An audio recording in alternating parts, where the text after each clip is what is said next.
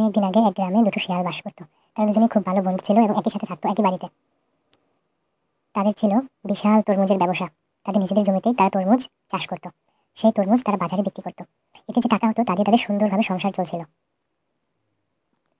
রোজ সকালে তারা তরমুজ খেতে যেত, সারাদিন কাজ করে তারপরে বাসায় ফিরতো।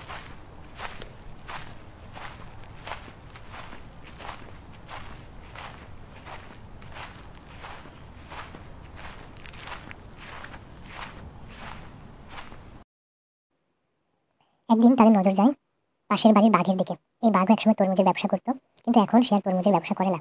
এখন সে সিঙ্গারা বানায়, সিঙ্গারা বানিয়ে তার প্রচুর লাভ হয়। এমনকি তার তরমুজ থেকে যে লাভ হতো তার চেয়েও বেশি। তাই শিয়াল দুটো সিদ্ধান্ত নেয় তারাও সিঙ্গারা বানাবে। হ্যাঁ রে, এভাবে আর কতদিন তরমুজ বিক্রি করব? এ তো আমাদের দিন আনি দিন খাই অবস্থা। এভাবে তো আর চলতে পারে না। কিন্তু কি করা যায় বলতো? এভাবে তরমুজ বেচলে সারা জীবন আমরা গরিবই থাকবো। আমাদের ঘর আর 5 স্টার হোটেল হয়ে যাবে না। এই কুড়ি ঘরে থাকতে হবে।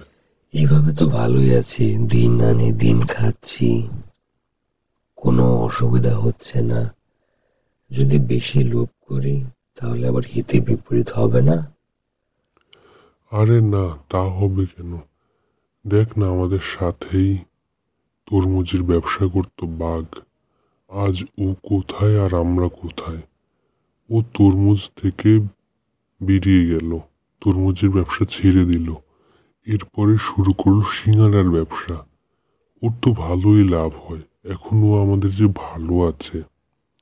আমরাও যদি সিঙ্গারার ব্যবসা করি তাহলে তরমুজের চেয়ে বেশি লাভ করতে পারবো। এতে আমরা আরো বেশি ভালো থাকতে পারবো।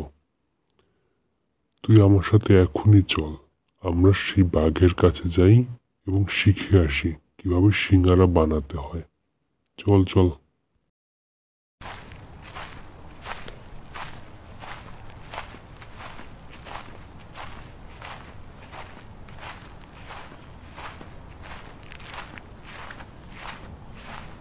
সিঙ্গারা বানানো তো খুবই সহজ।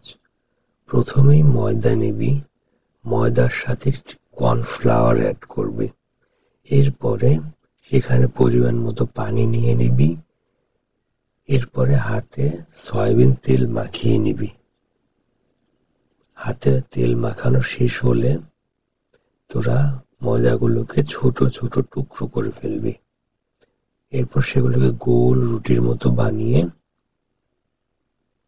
চ্যাপ্টা করে নিবি। তারপরেই শুরু হবে আসল খেলা। ময়দা বানানোর পাশাপাশি এক পাশে তোরা আলু তৈরি করবি।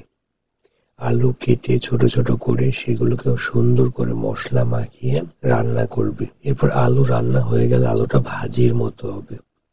এরপর সেই আলুটা ময়দার মধ্যে দিয়ে সুন্দর মতো সিঙ্গারার আকৃতি, তিন কোণা আকৃতি বানিয়ে নিবি।